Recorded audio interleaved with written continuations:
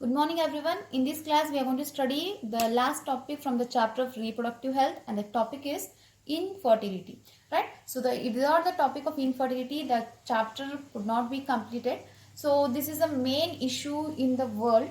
So what do you mean by this? Infertility means it is an inability to produce children in spite of unprotected sexual cohabitation, and the couples are usually called as the infertile couples. Means the couples who are not capable of producing the children in spite of not using the contraceptive, so they are called as the infertile couples, right?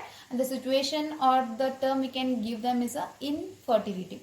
So what are the main reasons for this infertility? Means they could be many, like physical issues, congenital diseases, drugs, immunological, or even psychological. So I'm going to tell you few causes of a male infertility as well as the female infertility. So the first we are going to discuss regarding the causes of male infertility. So what are the main causes of male infertility is that, so it might be due to the abnormal sperm production or function. So I had said in the previous class that, so the man is going to ejaculate 2 to 3 million sperms, means per ejaculation, out of which the 60% of them should have a proper shape and size, and they should have a means they should be capable of vigorous motility, right? So this infertility could be due to the abnormal sperm production or the abnormal sperm function. So the second thing is that, so the problems with the delivery of the sperm, means during the insemination there could be a problem of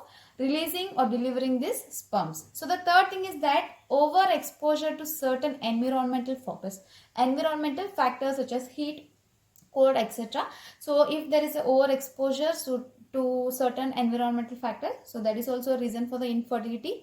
And next, the damage related to cancer and its treatment. Suppose if a person has undergone the treatment for the cancer, so that could also be a reason for the infertility. So these are the main causes in the male infertility, that is abnormal sperm production or the abnormal sperm function, problems with the delivery or releasing of the sperm, overexposure to certain environmental factors, and the damage related to cancer and its treatment. So now coming to the causes of female infertility. So what are the main causes for the female infertility is that, the first thing, ovulation disorders. So the disorders that are related to the ovulation. Ovulation means, as we had said, that is a release of egg from the ovaries called as ovulation. So there might be the disorders in that. Second thing is that there might be the hormonal issues. Third, so uterine or cervical abnormalities. There might be a fallopian tube damage or the fallopian tube blockage, endometriosis, and primary ovarian insufficiency, that is a early menopause, and pelvic adhesions, cancer and its treatment. So this could be a reason for the female infertility, that is ovulation disorders, hormonal issues, uterine and cervical abnormalities, fallopian tube damage or fallopian tube blockage, endometriosis, primary ovarian insufficiency or the early menopause, pelvic adhesion and cancer and its treatment. So these are the reasons why the female is going to be infertile. So some of the common issues or the common causes are like age. Obviously, as the age increases, there will be the decrease in the fertility. I mean, the chances of fertility is, or the fertility is 5 times more in the age, in the teenage, that is from 16 to 25, right? So as the age goes on increasing, then there is a decrease in the fertility. So that could be one of the chance factor why there is decreased fertility or there is a infertility. So then tobacco use. So more use of the tobacco and alcohol consumption could also be a reason for the infertility. Then being overweight or being underweight, and the exercise issues or the exposure to chemicals such as the pesticides, radiation and chemotherapy. So these are certain reasons why a couple would be infertile or why a person could be infertile, means they are not capable of producing, right? So these are the main reasons. So now how to overcome these problems? That is, in India often the female is blamed, right? So we are going to blame the female if they are, means if the couple is not going to have a child. So obviously in India it is the female one who gets the blaming for not having the child or being childless. But more often than not, the problem lies with the male partner. Usually that 60%, 60 to 70% of the couples who are not having the children, so in them 70% or 60 to 70% will be or the problem will be with the male partner. So the specialized healthcare units are there, so which could help in diagnosing, and they are going to correct that means they are going to correct it or corrective treatment of some of these disorders, and enable the couples to have children. Means if there are any small things which could be corrected, so there are certain healthcare units, so where they can get the help, and they can correct the issues, and they can have the children. But the thing is that where such corrections are not possible, means there, if there is a simple issues, there is a healthcare, we can go and consult them, so they are going to help it out to have a children. Suppose if the corrections can't be done, or if the corrections are not possible, then the couples, so such couples could be assisted to have children through a certain special techniques which are commonly known as a assisted reproductive technologies, right? So if there is a simple issues in case of the infertile couple, so that could be cleared, or that could be corrected with the help of a special healthcare units in diagnosing them and correcting them. Suppose if it is not possible in these healthcare units, so such couples can be assisted to have a children. So even if it is not able to correct them, so such couples can also have the children through certain special techniques which are commonly called as assisted reproductive technologies. So now in this class we will be discussing some of the assisted reproductive technologies. So among them, the first one is the in vitro fertilization. So the first one is in vitro fertilization. So it is correlated, or it is along with the embryo transfer, so that we can call it as in vitro fertilization and embryo transfer. So what are steps involved in the in vitro fertilization and the embryo transfer is that, so in vitro, so first thing is that in vitro means inside the lab, so the fertilization is going to take place inside the lab, so that's why it is called as a in vitro fertilization. Suppose if the fertilization is taking place in the body, then it is called as a in vivo fertilization. So vitro means lab and vivo refers to the body. So in vitro fertilization means the fertilization taking place inside the lab, right? So which is followed by the embryo transfer. So now let us discuss what are the steps involved in the in vitro fertilization. So the first thing is that the woman is treated with the FSH. FSH means follicle stimulating hormone, so that the multiple ovulation is induced, so which is going to result in the release of several ova at a time instead of one. So usually the one egg is going to release during ovulation from one ovary, that is alternative ovaries every month, one egg is going to release from the ovary. So instead of one ovary, we are going to make her to release more ovary or multiple ovaries, so by inducing or by giving or by treating her with a FSH, that is follicle stimulating hormone. So this is usually called as a super ovulation. So what we are going to do after the super ovulation means a small incision. Incision means cut is made near the umbilicus, and the ova are aspired with the help of a laparoscope, right? So after the super ovulation, a small incision is made near the umbilicus, and the ova are aspired with the help of a laparoscope. Then the ova are incubated for few days in a petri dish containing the suitable medium.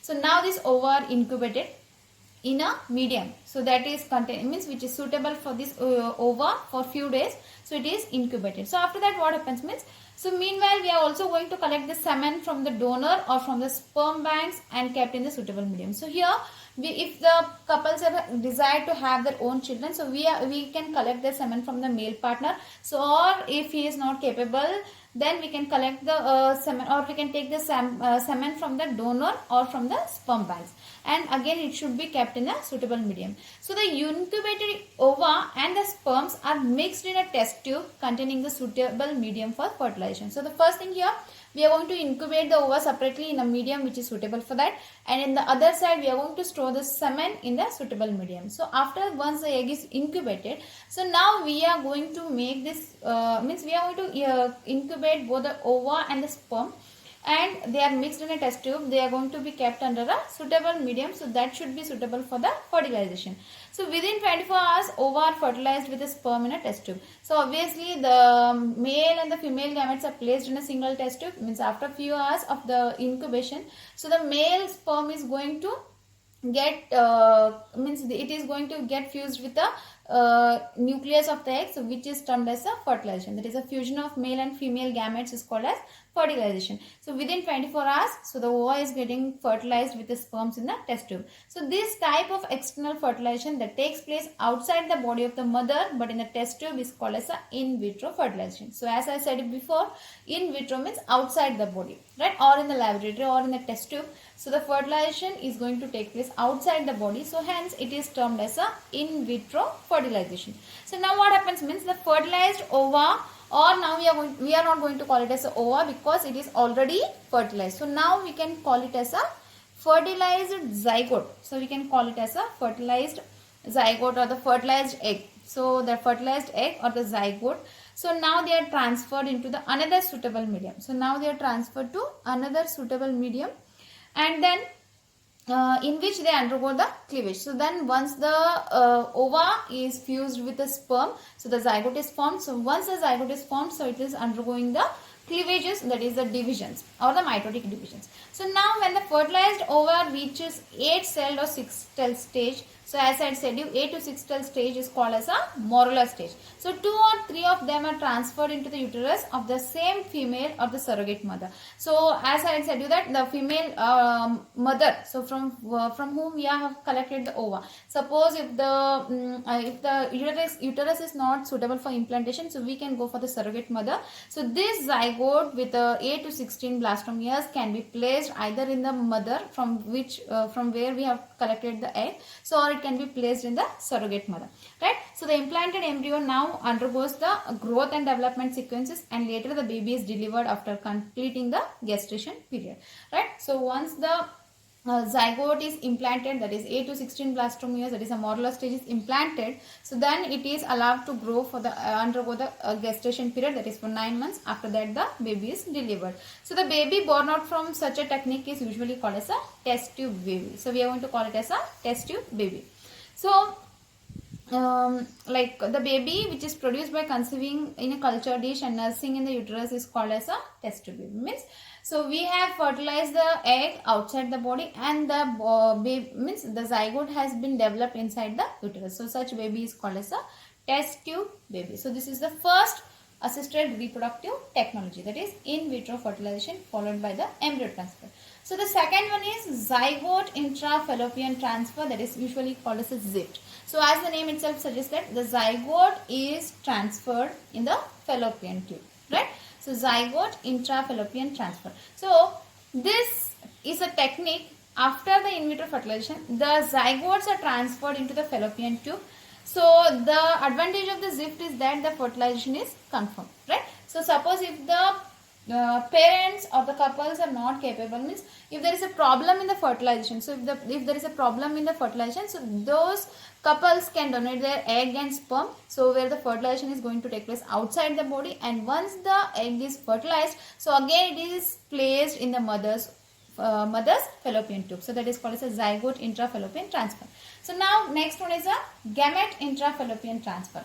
So it is called as a GIFT. So in this method, the sperms and the ova collected are introduced into the upper part of the fallopian tube where the fertilization takes place. So suppose if the parents are having some issues with the gamete production, so here what we can do means we can collect the gametes and then we can implement or induce in the fallopian tube. So here the zygote is inserted in the fallopian tube, here the gametes are inserted in the fallopian tube, right? So next one is the intracytoplasmic sperm injection. So what is this intracytoplasmic sperm injection? Means it is another specialized procedure to form an embryo in the laboratory, so in which a sperm is directly injected into the ovum, right? So here the infertility cases either due to the inability of the male partner to inseminate the female or due to a very low sperm counts in the ejaculates, right? So here what happens means the next thing is intracytoplasmic sperm injection. So as itself, the name itself suggests that here the sperms are getting injected. So directly here the egg means if we have collected the ova from the mother, so to the ova we are going directly injecting the sperm. So this is called as a intracytoplasmic sperm injection, right? So to form an embryo in the laboratory in which a sperm is directly injected into the ovum, right? So now coming to the last one, that is artificial insemination. So what is this artificial insemination means? So there are certain cases where there is an inability of the male partner to inseminate, or and there's a very low sperm count in the ejaculation. So this could be corrected by the artificial insemination. It means it is especially for the males who are having the issues with the sperm production, sperm function, as well as the like sperm ejaculation. If there are only, as I said you, the normal ejaculation will be having 2 to 3 million sperms. Suppose if the sperm count is low, or he is having a less fertile sperms, so then they can go through this artificial insemination. So in this technique, the semen is collected either from the husband or a healthy donor. Means if they are interested, they can go with the semen of the husband or a healthy donor. It is artificially introduced. Either they can introduce into the vagina, or they can directly introduce into the uterus. Suppose if the semen is directly inserted or introduced into the uterus, then it is called as a intrauterine insemination. Right, these are the options through which the infertile couples can have the children. So these are called as assisted reproductive technologies. So first one is the in vitro fertilization, in which the male is going to donate the sperms and female is going to donate the egg. So both are fertilized in a test tube. So then the zygote is formed. So the zygote is now undergoing the mitotic divisions, that is a cleavage. So once 8 to 16 blastomeres are formed, so now we can call it as a kind of a embryo. So that is transferred into the uterus. So this technology is called as a in vitro fertilization, and the baby which is produced with the help of a in vitro fertilization is called as a test tube baby. So second comes the zygote intrafallopian transfer. So what is this zygote intrafallopian transfer means? So the fertilization takes place outside the body. So zygote is formed. So the zygote is transferred to the fallopian tube. So third comes the gamete intrafallopian transfer. Suppose the parents or the couples are having an issue with the gamete production. So here the gametes can directly be introduced into the fallopian tubes. So fourth thing is that suppose if there is a issue with the sperm production or the sperm function, then, or if there is an issue with the fertilization, in this case, so the egg is, the embryo is formed where the ovum is directly injected with the sperm. So this technique is called as a intracytoplasmic sperm injection. And the last one is the artificial insemination. So as I said you, suppose if the male partner is having an issue with the sperm production, sperm ejaculation, or the sperm functioning, so here the semen is collected from the male partner or from the healthy donor. So it is it is produced, or it is collected and inserted in the reproductive tract of a female, or in the vagina or the uterus. Suppose usually the insemination is done through the vagina. Suppose if it is done directly into the uterus, then it is called as a intrauterine insemination. So these are the 5 important technologies which comes under the assisted reproductive technologies, right? So though the options are many, means we can see here, so there are large number of options through which we can have the child, but all these techniques require the extremely high precision handling by the specialized professionals and expensive instrumentation. So it is not that easy to have a children with this modern technologies, because it is going to require the specialized professionals and expensive instrumentations, right? Therefore these facilities are presently available only in very few centers in the country. Means these techniques, they as are like expensive, they require the expensive instruments, as well as they are also going to require the specialized professionals. So usually there are very few centers in the whole country. So obviously their benefits is affordable to only a limited number of people, as it is expensive. Emotional, religious and social factors are also deterrents in the adoption of these methods. Since the ultimate aim of all these procedures is to have a children, so in India we have so many orphaned and destitute children who would probably not survive till maturity, so unless taken care of. So our laws permit legal adoption, and it is at one of the best methods for couples looking for a parenthood, right? So what they say is that even though we are having many procedures, the expensive instruments, the highly qualified professionals to undergo all these reproductive technologies, but this is not, these cases or these technologies are not affordable by everyone, as they are highly expensive and they are present only in the few centers in the country. But the main theme or main aim of all these things is to have a children and to enjoy the parenthood. So there is a one more option for this, as there are many orphans in the country, so we can adopt the children so that we can enjoy the parenthood, and also we can give life to the children who are in need, right? So this is regarding the infertility. So that's all for the today's class. So in the next class we are going to start with a new chapter. So till then we are going to end this. Thank you.